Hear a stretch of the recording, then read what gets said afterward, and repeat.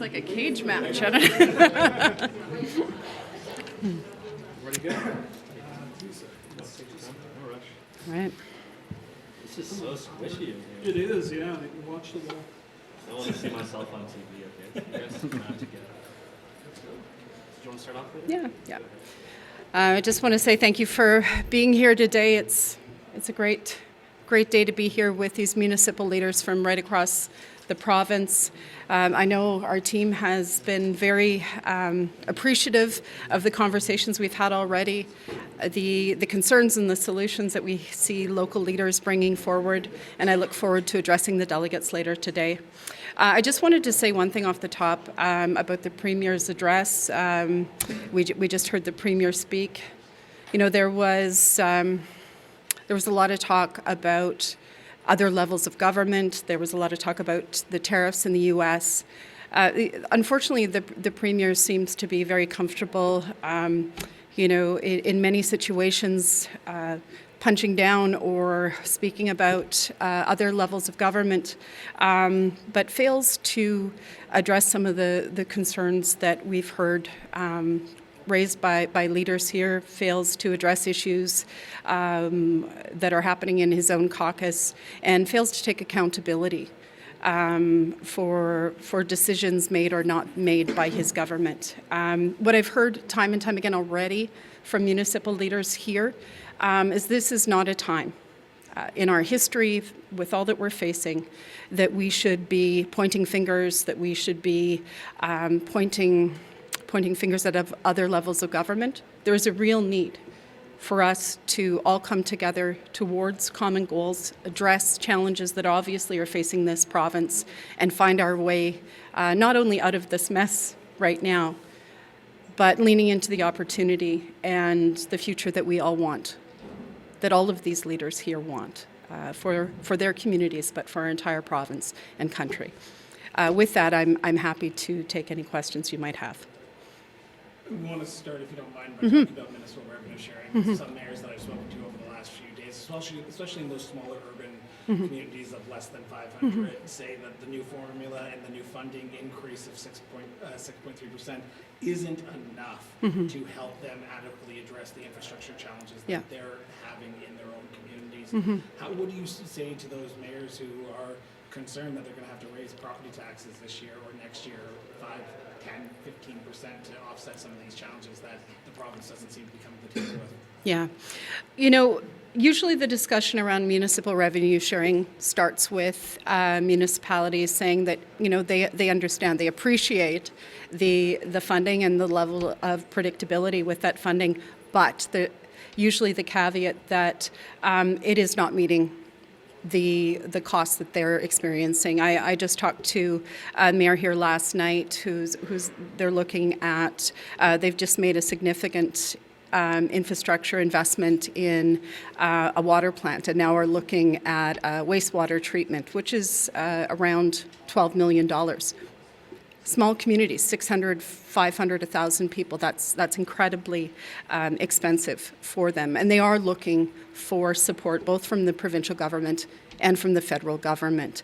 One of the things that many municipal leaders will tell you is that they are responsible for about 60% of the infrastructure in this province, but they have access to less than 10 cents, about 8 cents for every dollar.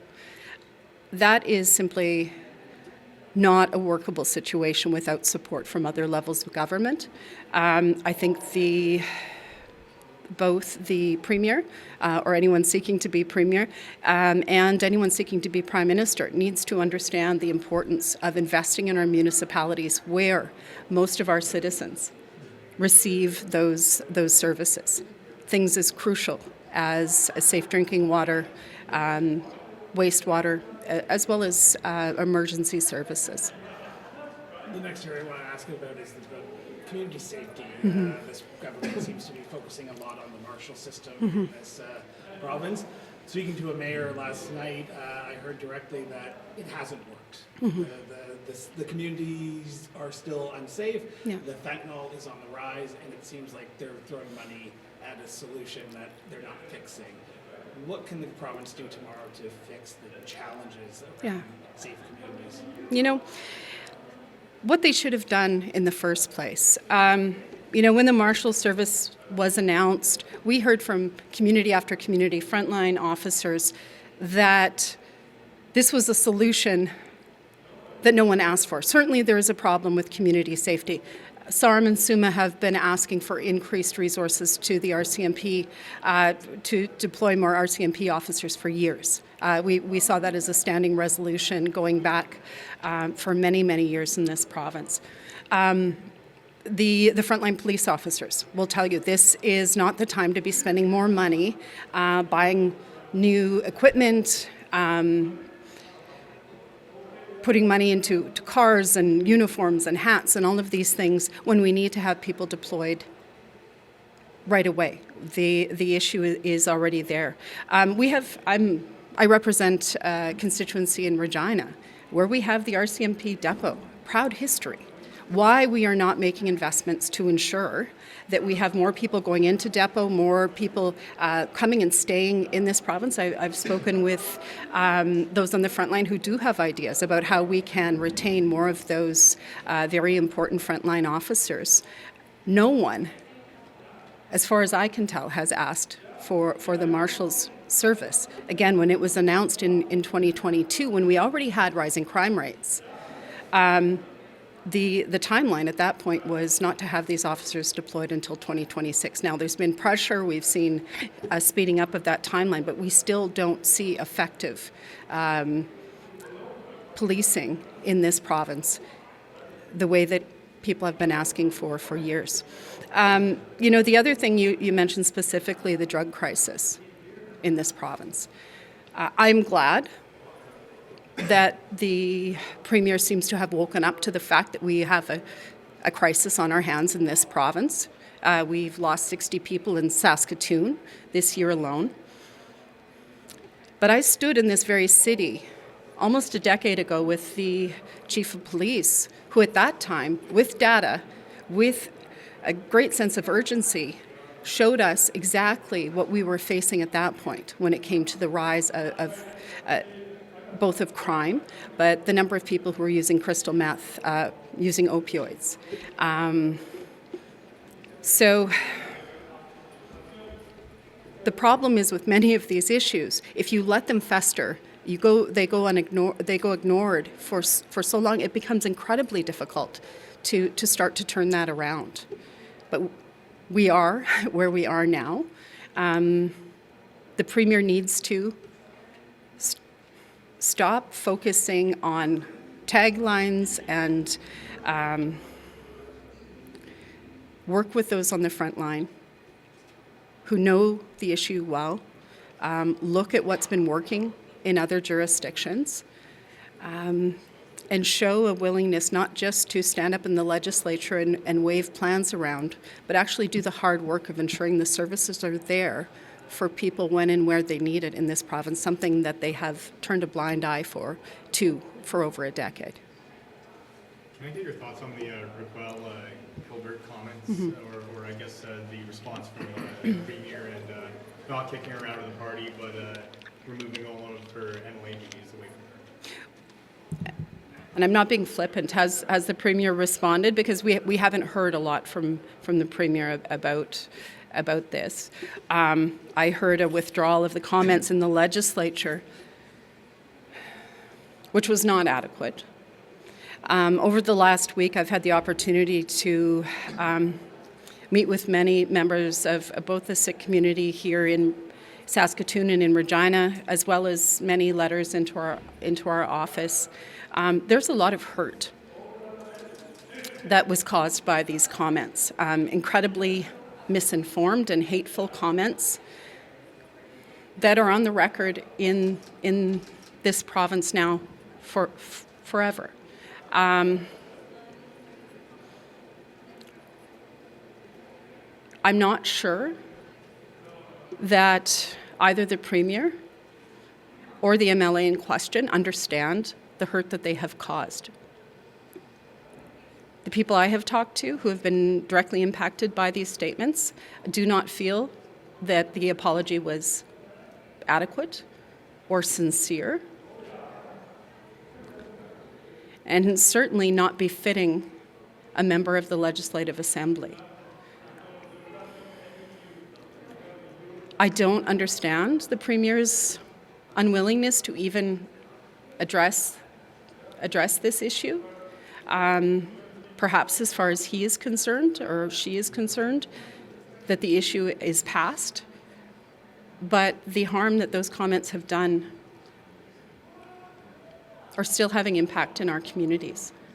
Very important month right now, the month of Vaisakhi, for the Sikh community. I think the Premier needs to understand the hurt that these comments have caused, and he needs to listen to the community about what they would like to see for redress. I will say this clearly. Those kind of comments have no place in our legislature. That kind of hate and misinformation should be beneath all people in this province, but particularly those of us that have privilege to stand in that assembly and speak to what should be the most concerning issues facing the province today, and we have no shortage of those issues. And I know two things. First of all, I have a team that does not hold those views and would not speak such hateful words in the legislature, but if they did, they would no longer be in my caucus. I know you don't need warnings for that. One last question, and then I'll let you go. I apologize. I was speaking to a Northern mayor earlier this morning about the challenges that his community is facing. I know you're the critic for Northern affairs right behind you, but I'm going to ask you. For sure.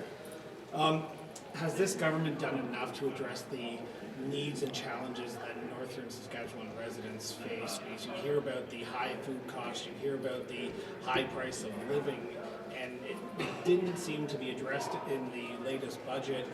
What do you say to the Northern Saskatchewan residents who are suffering right now? Well, the answer clearly to your question is no. And I'll expand on that. The Premier talked a lot about the wealth in this province, and the resource wealth in particular. And every year we see millions, billions of dollars in this province come out of the north. We don't seem to see the same investment back into the infrastructure, the residents of the north. It is unacceptable that in 2025 we have people in the north who are experiencing scurvy, something that most of us learned about as a pirate's disease in times gone by, because they don't have access to good nutritional food. That is a shame on this province. And I'll let Jordan speak. People in the north, I think in Saskatchewan, and the Premier, I think, will understand this. Sometimes we feel in this province like there are decisions being made in Ottawa that don't take into account the realities of this province. Sometimes we think that there are decisions being made that don't value what we have to bring. I think the people of the north feel that way about living in this province. There is an incredible closeness of community in the north. There are so many good people who work so hard to ensure that people in their communities, many of them who are here today, that they do their best to ensure that people have what they need, but they cannot do it alone. They cannot do it without those investments. And again, the north is incredibly proud of the resources that they have. They just want to be part of the benefits of those resources that they see taken out of their communities. I'm going to hand it over to Jordan here for a minute. The short answer is no. And for us to realize our full potential as a province, we need to ensure that all areas of the province, all people in this province, have access to basic services like broadband, like SUMA has been calling for a long time. Proper infrastructure so that food can get into the north. Proper health care. And that is not happening in this province right now. You want to speak on that? Thanks for the question and a bit of a focus into Northern Saskatchewan. Since being given the honor of being able to serve as the Shadow Minister for Northern Affairs, the member from Athabasca and I, between the fall and the spring session, went into Northern Saskatchewan and saw some of these challenges that people are facing firsthand. And we went up there by road, which is something that a lot of the Northern leaders really appreciated, because I don't think the government can get a good assessment on the highway from 25,000 feet as they fly into Northern Saskatchewan. We had heard earlier today from Mayor of Stony Rapids, the farthest north that someone has traveled to get to SUMA here, and I asked, how's the roads? Not great. And when we look to the provincial budget, you look into the investment into Northern Saskatchewan and highways, no investment. And I also think of the member from Athabasca, just last week, requested leave, had to attend 4 funerals in Northern Saskatchewan. The resources that are lacking for families, for mental health, for addiction services. I think of folks in Sandy Bay where some of their mental health or addictions services are near 100% vacancy. And so to me, no. I think our leader, Carla Beck, here nailed it when she said that there's not enough going to Northern Saskatchewan. There are people hurting every single day. And I think they deserve a heck of a lot more from a provincial government than what they've seen so far. Anybody else? You guys don't want to stay in here all day? No. Thanks, everyone. Appreciate it. Thanks.